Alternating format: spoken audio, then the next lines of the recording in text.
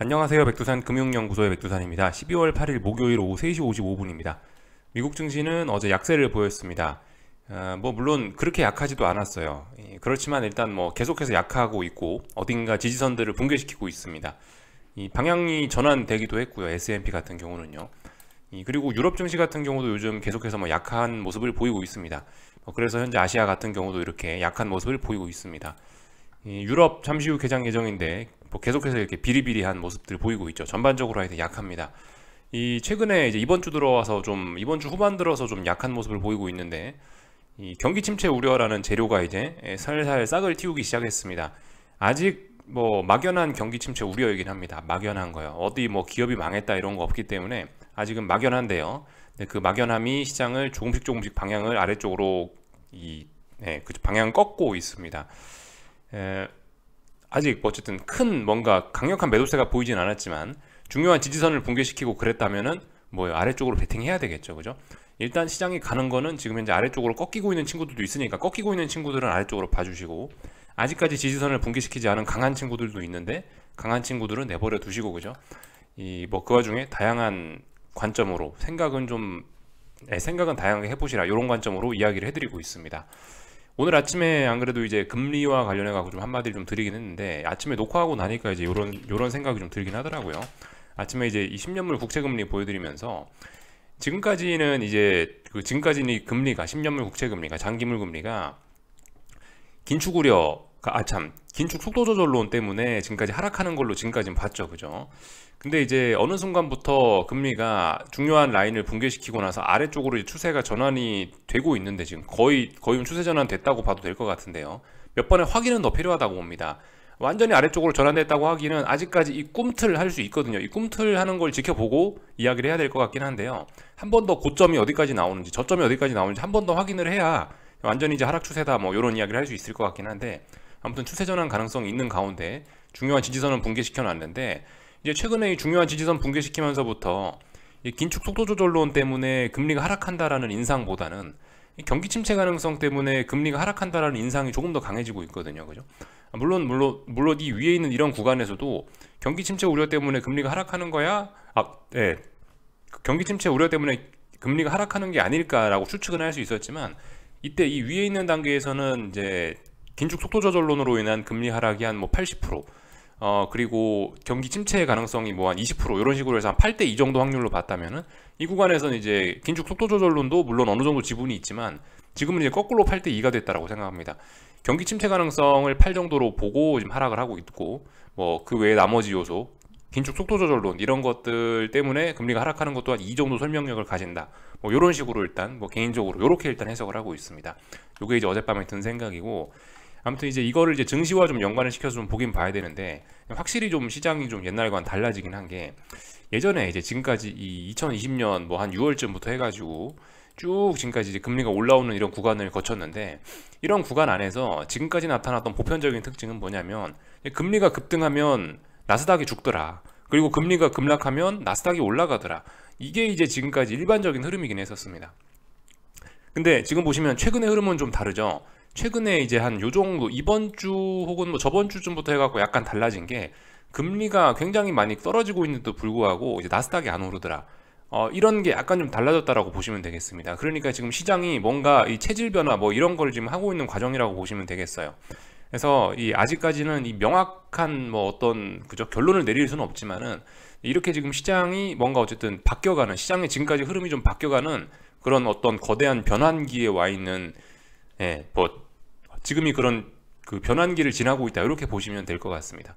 그래서 하여튼 이 말씀드리고 싶은 게, 금리가 이제 떨어져도 나스닥이 오르지가 않더라라는 거, 요게 좀 독특한 점이라고 할 수가 있겠습니다. 금리가 평상시에 이렇게 떨어졌으면은 나스닥이, 이게 이제 나스닥인데, 물론 나스닥이 오르긴 올랐는데 좀 탄력적으로 올랐을 수도 있는데 영 힘을 못 쓰더라는 거, 그리고 최근에 슬슬 이제 꺾이고 있다는 거, 꺾이려고 하고 있다는 거, 이런 점들이 좀 중요한 건 것 같은데요.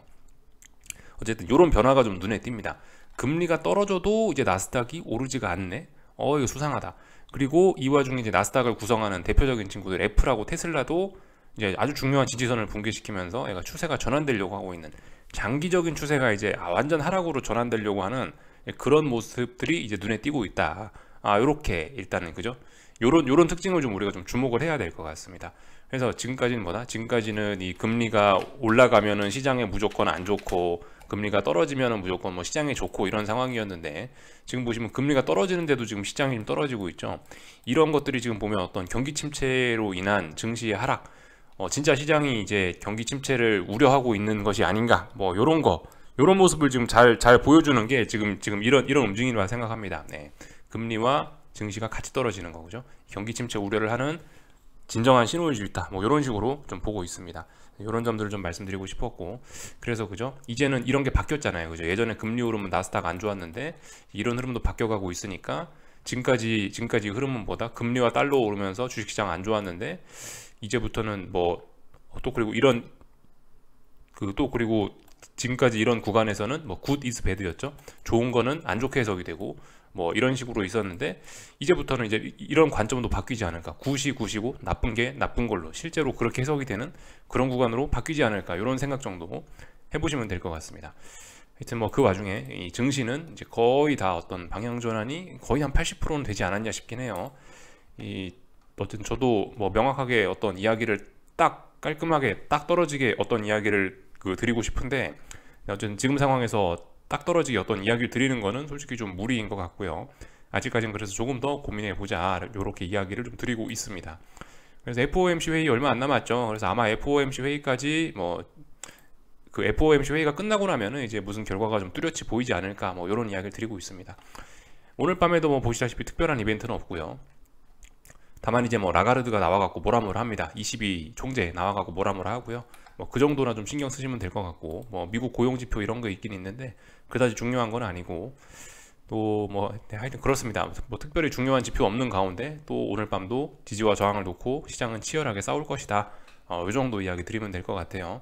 그래서 아침에 좀 정신이 없어서 하지 못했던 이야기들 좀 풀어봤고, 오늘도 이제 뭐 그냥 평상시처럼 그림이나 좀 체크하면서 오늘 각 나라들의 흐름이 어땠나 이런 거 체크하면서 그렇게 마감을 하도록 하겠습니다. 독일 같은 경우는 보시면 일단 중요한 지지선 붕괴시켰기 때문에 아래쪽으로 가는 게 자연스럽고 아래쪽으로 잘 가고 있습니다. 다만 변동성이 확대되진 않았죠. 그죠? 아직 변동성이 확대될 그런 구간은 아니고, 변동성이 확대가 되려면 이제 아래쪽에 지지선 이런 게 없어야 되는데 지지선이 없는 구간은 이제 이 구간이죠. 그죠? 여기 급등했던 이 구간이 지지선이 없습니다. 아직은 답답한 구간일 수 있어요. 그죠? 단기적으로 하락 추세가 시작된 거고, 아직까지 뭐 이게 뭐 중장기적인 그런 아직까지 이게 이제 작은 하락 추세인 거고 큰 하락 추세로 연결까지는 아직 안 됐다. 그죠?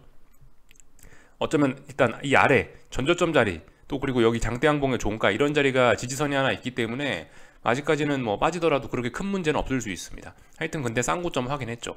쌍고점 확인하고 단기적으로 빠지고 있으니까 계속 아래쪽으로 봐주시면 되겠고, 큰 그림으로 보면 여전히 비실비실하기 때문에 여기와 고점 높이 비교해 보시면 결국 이번에도 고점 낮아졌기 때문에 다음번에 어떻게 된다? 다음번에 만약 하락 전환 완전히 되면 이쪽 저점이 지켜질 가능성이 좀 어렵지 않을까, 이런 가능성 낮게 보는 게 좋지 않을까 싶기도 합니다.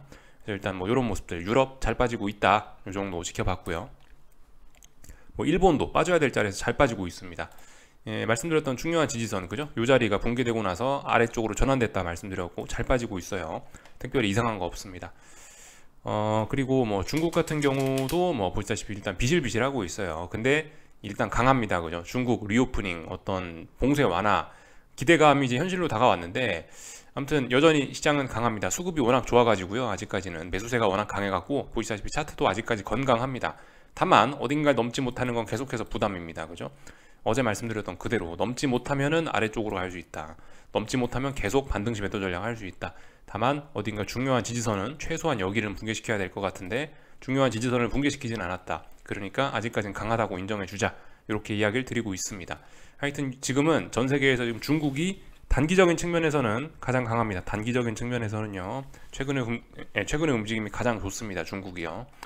그래서 어쩌면 지금 뭐 중국과 어떤 중국 관련 원자재들 이런 것들이 위험자산 시장에서 어떤 우리 금융 시장에서 좀 심리적인 어떤 그 든든한 어떤 그 뭔가 좀 지지선 역할을 해주는 뭐 그런 게 좀 있긴 있는 것 같아요. 아직 뭐 중국 같은 나라는 강하다, 이렇게 보시면 될 것 같죠. 나스닥도 아직 뭐 강한 편이죠. 그죠? 뭐 이따가 이야기 해드려도 되겠지만 나스닥 같은 경우도 아직은 뭐 그냥 뭐 박스권입니다. 아직은요. 아직은 박스권이고요. 그런 모습들이 나타나고 있습니다. S&P 뭐 꺾이지만 살짝 꺾였고요. 이제 살짝 꺾인 정도고, 하여튼 뭐 그렇습니다. 하여튼 아직까지 전 세계적으로 그 주식시장은, 전 세계 주식시장은 아직까지 뭐 전반적으로 좀 다들 애매한 그런 움직임들을 보이고 있습니다. 그렇지만 그 와중에 이제 좀 명확하게 보이는 것들이 있죠. 명확하게 보이는 것들이 있는 건 아래쪽으로 베팅하시면 되고요. 그죠? 그렇게 하시면 될 것 같아요. 머릿속에 고민은 다양하게 하지만 투자 결정, 실제 클릭, 매수 매도 결정은 지지와 저항 보면서 단순하게 하시는 게 좋을 것 같습니다. 아무튼 한국 증시는 어떻게 됐나요? 한국 증시는 뭐 322, 선물 322가 붕괴됐으니까 오래전에 붕괴됐고, 또 그리고 박스권 하단 312도 붕괴됐으니까 뭐 그냥 계속 아래쪽으로 보면 됩니다. 다만 이제 오늘 대폭락도 할 수 있었는데 뭐 미국에서 딱히 뭐 그런 엄청난 급락을 뒷받침할 만한 그런 재료도 없었고, 또 그리고 만기일 이런 게 있었기 때문에, 만기일이었기 때문에 이 변동성 확대는 실패했다. 그래서 차분하게 시장이 하락하는 선에서 마감이 됐다. 이렇게 보시면 될 것 같습니다. 그래서 뭐 특별히 말씀드릴 건 없고, 다만 이제 최근에 이 코스피는 낙폭이 좀 과했기 때문에 오늘 5일선과 이격을 조금 좁히는 정도의 흐름, 하락을 좀 주춤하는 그런 흐름이 나타났지만 뭐 대세엔 큰 지장이 없어 보인다. 계속해서 아래로 가고 있다. 이 정도 이야기를 드리면 될 것 같고요. 확실히 만기이다 보니까 이 변동성 지수 이런 것들이 시원시원하게 살아날 수 있는데 지금 못 살아나고 있어요. 장막판에 윗골이 훅 달리면서 보시다시피 변동성 지수들이 이렇게 아직까지 중요한 저항을 넘어서지 못하고 있습니다. 18.5, 18.6 정도를 중요한 저항으로 보고 있는데, 이 자리를 넘어가야 이제 추세 전환이라 이야기를 할 텐데 아직까지는 뭐 추세 전환까지는 못하고 있습니다. 이런 모습들 만기의 영향인 것 같다. 시간이 지나면 근데 결과적으로 변동성 지수 위로 올라오면서 한번 시원하게 시세 줄 것 같긴 하다라는 생각이 듭니다. 하여튼 근데 만기가 끝났으니까 이제 앞으로 이제 좀 기대를 해보자고요. 앞으로 만기란 것 때문에 이 시장은 시원하게 빠질 수 있었는데 시원하게 못 빠졌으니까 뭐 일단 다음을 기대해보자, 이렇게 이야기 해드릴 수 있을 것 같고, 오늘 그죠? 뭐 그 말씀드렸다시피 뭐 특별한 대박은 없었던 것 같아요. 풋옵션들도 올랐다가 뭐 다 미끄러지고 이런 모습들 보였으니까 특별히 이상한 건 없었다. 하여튼 만기일의 특징은 뭐 윗꼬리 아랫꼬리 꼬리가 달리는 게 좀 특징이다, 이렇게 말씀드렸는데 뭐 특별히 이상한 건 없었던 것 같습니다. 전반적인 흐름들 살펴봤고요. 뭐 원달러 환율 같은 경우도 뭐 그냥 박스권 1315원, 1350원, 그 와중에 일단 단기적으로는 위쪽으로 계속 올라갈 수 있는 그림이긴 합니다. 이 정도 체크만 하면 될 것 같아요. 특별히 더 말씀드릴 건 없을 것 같고, 코스닥 시장도 뭐 그렇습니다. 이 아직 중요한 지지선 완전히 깬 게 아니라서요. 애매하긴 애매합니다. 근데 지지선이 거의 지지력 없다고 봐야 되겠죠. 지금 1015 정도가 어떤 박스권 하단인데 1015를 좀 보시다시피 이게 지지하는 움직임이 아니죠, 이건. 그죠? 이렇게 음봉 나오고 이러면 지지하는 건 아니죠. 물론 붕괴되지도 않았습니다. 붕괴돼야 붕괴된 건데, 근데 일단 심증상으로는 이쯤 했으면은 붕괴되겠죠. 일단 박스권 하단을 지키고 있다, 이 정도 보시면 될 것 같아요. 다만 이제 코스닥 같은 경우 말씀드렸다시피 지지선 이거 붕괴돼도 아래쪽에 워낙 매물대가 많아서 뭐 시원하게 빠지기는 어려울 것 같다, 이런 이야기 드리고 있습니다. 그래서 뭐 다들 코스닥은 아직 좀 애매한 자리, 코스피는 잘 흘러내리고 있는 자리, 뭐 이렇게 보시면 될 것 같습니다. 오늘 뭐 LG에너지솔루션이 좀 급락을 하긴 했네요, 그죠? 그래서 딱 말씀드렸던 그 지지선 밑에 자리까지 딱 내려왔네요. 53만원, 54만원 이 자리가 어떤 매물대가 있다라고 말씀드렸는데 오늘 좀 강했나봐요. 오늘 좀 아래쪽으로 좀 매도세가 강했나 봅니다. 53만원까지 오늘 뭐 쭉 빠져버리네요. 하여튼 반등시 매도 전략 계속 하시면 되겠습니다. 단지 오늘 급락하면서 어떻게 됐어요? 오늘 급락하면서 좀 5일선과 이격도나 뭐 어떤 단기적으로 좀 힘을 많이 쓴 꼴이 됐겠죠. 뭐 61선도 뭐 터치하고 이러니까 뭐 단기적으로 반등은 뭐 좀 올라올 수 있겠거니, 이 정도 생각하시면서 이런 자리에서 아래쪽으로 추격은 하지 마시고 그냥 이제 비중 조절 살살 해가시면서 천천히 즐기시면 좋을 것 같아요. 반등시 매도 전략 천천히 올라오면 또 위로 후려 패고 하시면 될 것 같습니다. 하여튼 잘 빠지고 있다. 일단은 뭐 가야 될 자리, 일단 뭐 하락할 수 있는 어느 정도 목표치까지 일단은 충족을 한 그런 상황입니다. 목표치 충족했으니까 뭐 많이 너무 욕심 부리시면 안 될 것 같고요. 일단 하여튼 잘 빠지고 있다, 이 정도 이야기하면 될 것 같고, 삼성전자는 일단은 뭐 58,000 얼마, 59,000원 초반에다가 일단 뭐 이 거래일간 일단 지지력을 만들어 놓고 있긴 한데 여기 6만원 넘지 못하면 결과적으로 아무 소용 없습니다. 이 정도 보면 될 것 같아요. 일단 뭐 특별히 할 이야기가 없는 뭐 그런 가운데 뭐 일단 코스피는 아래쪽으로 가고 있다. 하여튼 지금 자리가 중요합니다. 코스피 같은 경우 지금 자리 중요해요, 그죠? 이 매우 간단하게 도식화시켜 그려보자면은 지난번에 시원하게 빠졌다가 지금 반등 올라오고 다시 꺾이는 과정인데, 여기서 이제 어디까지 빠지느냐가 중요하다. 여기서 이제 전저점 못 깨고 어딘가에서 또 지지하고 이렇게 하고 또 올라가면은 이제 추세 전환 될 수 있는 거다. 상승 추세로의 전환 가능성 여전히 있다. 그렇기 때문에 지금 이 하락을 하고 있는데 이 과정이 굉장히 중요하다라고 이야기해드리고 있습니다. 그죠? 위에서부터 하락 포지션 끌고 내려오시던 분들은 여기서 어디선가 이제 전저점을 지키면서 이렇게 턴어라운드 하는 모습 보이면 추세 전환 가능성이 있기 때문에 이번에는 이제 거의 1년 가까이 끌어온 이 하락 포지션을 놔줘야 될 수도 있어요. 진짜 우리 잘하면 추세 전환 될 수도 있는 겁니다. 그렇기 때문에 잘 봐야 된다라는 이야기 해드리고 있고요. 어쨌든 뭐 주식에 관한 믿음을 갖고 계신 분들, 난 아직도 위로 올라간다, 금융위기는 없다, 뭐 그 내년에 굉장히 좋을 거다, 뭐 이렇게 보시는 분들은 이번에 지금 주식이 떨어지고 있을 때 지금 이걸 눌림으로 보실 테니까 지금쯤 잘 사야 되겠죠. 그게 뭐 오늘인지 내일인지 모르겠지만 하여튼 이번에 이 하락을 만약에 이제 내가 주식을 좋게 보는 분이라면은 이런 자리에서 고민을 잘 해봐야 될 겁니다. 타이밍을요. 요 정도 이야기를 드리면 될 것 같습니다. 전반적인 이야기 해봤고, 뭐 똑같습니다. 미국 증시 그죠? 중요한 자리 붕괴시켰으니까 뭐 이제 일단 S&P는 아래쪽으로 꺾였다라고 보고 있고, 그러니까 이제 뭐 중요한 지지와 저항 어디라고 다 뭐 말씀 안 드려도 알죠. 이제 3,960자리 중요한 자리 저항 테스트 할 수 있고, 아래쪽으로 이제 3,900 있으니까 답답하겠죠. 지금 좀 답답한 구간 안에 와 있습니다. 3,960, 3,900 이렇게 작은 공간 안에 갇혀 있네요. 하여튼 근데 반등시 매도 전략이다. 아래쪽으로 일단 계속 가고 있는 그림이다. 이렇게 보시면 될 것 같고요. 나스닥 같은 경우는 일단 박스권 하단 자리 있죠. 전저점 직전 저점 자리 여기 11,530 이런 자리가 중요한데, 오늘 이 자리 다시 한번 지지력 테스트할 예정입니다. 이 자리 붕괴되면 좀 아래쪽으로 이제 목표치 더 열리겠죠. 이런 식으로. 아직까지는 어쨌든 미국 증시 전반적으로 좀 깝깝합니다. 예, 아직까지 미국 증시 좀 변동성을 확대시킬 생각이 아직까지 없어 보이긴 해요. 더군다나 말씀드렸다시피 다음 주에 미국 선물 옵션 동시만기가 있기 때문에 이거 원래 박스권 같은 거, 여기 S&P나 나스닥이나 이렇게 오랜 박스권인데, 박스권 아래쪽으로 붕괴되면 원래 폭락하는 게 맞는데 하필 다음 주가 만기주라서 이 폭락 이런 거는 어려워 보이긴 한다. 조건이 일단 잘 안 맞긴 한다. 이런 이야기 일단 드려보겠습니다. 물론 뭐 이번 주 코스피 만기주라 재미없을 것 같다, 그래서 박스권 지키지 않겠냐 했는데, 근데 일단 이번 주에 박스권 붕괴시키긴 했죠.